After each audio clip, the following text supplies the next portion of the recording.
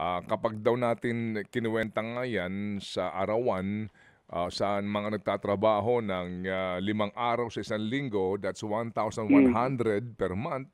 Kapag 6 days a mm, week, 1,300. So mm. sa pananaw ng wage board nga, pati ng Labor Department, mas maganda ng meron kaysa sa wala.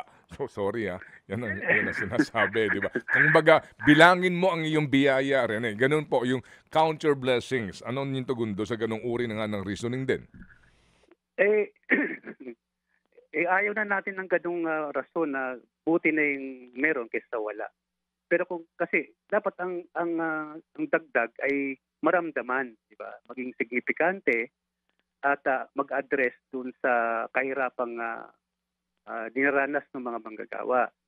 Ayun po ang aming hinihingi, para masuklian naman yung fruits of labor namin, ang ambag Mm, namin sa produksyon, mm, sa tubo ng kapitalista, 'di ba? mm, So, mm. ito ay hindi maramdaman, kinuwenta ko na nga, eh, 'di Mm, ba? mm, mm, mm, mm. Yung, nagtatrabaho yung manggagawa 26 days a month, eh.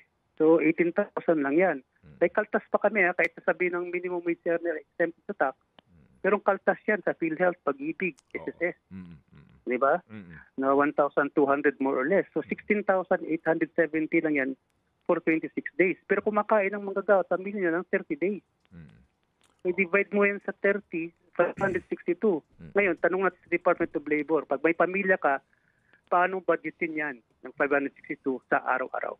mm, Yan, subukan nila kung sinong pinakamagaling na budget officer para tugunan yung pangangailangan ng isang pamilya sa 562 pesos a day.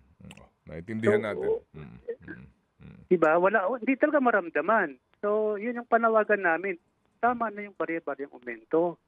Baguhin na natin yung sistema ng pagtatakda ng sweldo. Dapat yan harapin ng upcoming Congress para mabigyan naman ng konting relief yung mga manggagawa dun sa malayong agwat mm. ng sweldo at cost of living na bunga ng palpak na regional wage boards.